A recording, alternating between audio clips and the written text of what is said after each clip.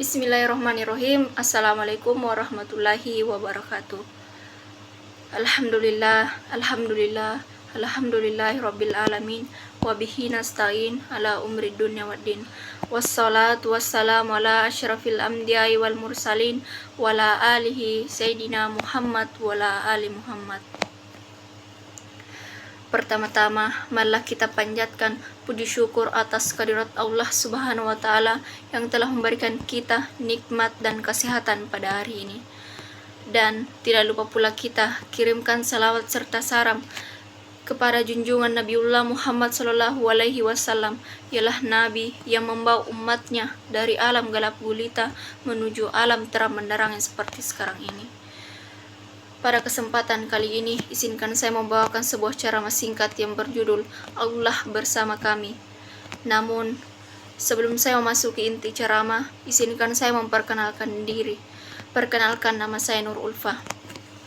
Allah merupakan Sang Pencipta bagi seluruh alam raya ini, baik manusia, hewan-hewan, tumbuhan, dan lainnya. Dalam hal ini, Allah Subhanahu wa Ta'ala mengaku bahwa manusia sebagai makhluk diciptakan dengan ciptaan yang paling baik dibandingkan dengan makhluk-makhluk lainnya. Sebagaimana pada firman Allah dalam Quran surah At-Tin ayat 4, yakni sebagai berikut: Laqad khalaqnal insana fi ahsani taqwim, yang artinya sesungguhnya kami telah menciptakan manusia dalam bentuk yang sebaik-baiknya. Tentu Allah menciptakan manusia dengan bentuk yang terbaik adalah dengan tujuan besar dan mulia, yakni supaya manusia mengkhususkan semua ibadahnya kepada Allah semata. Selain diberikan bentuk yang terbaik, manusia juga diberi akal yang dengan itu manusia dapat membedakan antara yang baik dan buruk, juga dapat membedakan mana yang bermanfaat dan mencelakai dirinya. Tentu itu semua merupakan anugerah yang Allah berikan kepada manusia dan tidak diberikan kepada makhluk-makhluk lainnya. Iman dan amal soleh adalah dua hal yang tidak bisa dipisahkan. Tanpa salah satunya, keislaman seseorang tidak sempurna atau bahkan sama sekali tidak ada. Tanpa iman, segala amal soleh tidak akan bermakna sekalipun secara materi dapat memberikan manfaat baik bagi dirinya ataupun orang lain. Sedangkan iman tanpa amal soleh seperti lebah madu yang tidak bisa menghasilkan madu dan tidak pula menghasilkan apapun. Ketika iman dan amal soleh bersatu padu, keduanya akan mewujudkan satu kata, sebuah nama yang sebelumnya menjadi tanggung jawab para nabi dan rasul untuk menyampaikan, yakni Islam. Dengan demikian, berislam berarti beriman dan beramal soleh. Bahkan seringkali Nabi Muhammad SAW mendikasikan keislaman seseorang melalui penyandingan iman dan amal soleh.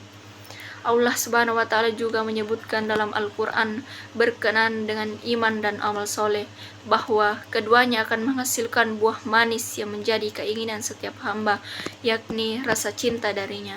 Ini tertuang dalam surah Maryam ayat 96 yang berbunyi, Innal ladzina amanu wa amilus solihati sayaj'alu lahu Murrahman. Sungguh orang-orang yang beriman dan beramal soleh kelak Allah yang Maha Pengasih akan menanamkan rasa cinta dalam hati mereka. Sebagai seorang muslim, tentunya kita harus tahu tugas dan kewajiban kita. Tugas dan kewajiban kita adalah untuk menjalankan ibadah kepadanya. Hal ini sesuai dengan firman Allah dalam surah As-Sariyat ayat 56, wa ma khalaqtul jinna wal insa illa liya'budun, yang artinya, dan aku tidak menciptakan jin manusia melainkan supaya mereka mengabdi atau beribadah kepadaku. Allah Subhanahu wa Ta'ala menyampaikan perintahnya kepada mereka secara terperinci. Dia memberitahukan bahwa Dia akan menciptakan manusia dari tanah, maka ketika Dia menyempurnakannya dan meniupkan roh di dalamnya, para malaikat harus bersujud kepadanya. Yang harus dipahami bahwa sujud tersebut adalah sujud penghormatan, bukan sujud ibadah, karena sujud ibadah hanya diperuntukkan kepada Allah Subhanahu wa Ta'ala. Jadi setiap insan tujuan hidupnya adalah untuk mencari keridhaan Allah Subhanahu wa Ta'ala, karena jiwa yang memperoleh keridhaan Allah adalah jiwa yang berbahagia, mendapat ketenangan, terjauhkan dari kegelisahan dan kesengsaraan batin. sedangkan di akhirat kelak kita akan memperoleh imbalan surga dan dimasukkan dalam kelompok hamba-hamba Allah Subhanahu wa taala yang istimewa. Selama hidup di dunia, manusia wajib beribadah, menghambakan diri kepada Allah. Seluruh aktivitas hidupnya harus diarahkan untuk beribadah kepadanya. Islam telah memberi petunjuk kepada manusia tentang tata cara beribadah kepada Allah. Apa-apa yang dilakukan manusia sejak bangun tidur sampai akan tidur harus disesuaikan dengan ajaran Islam.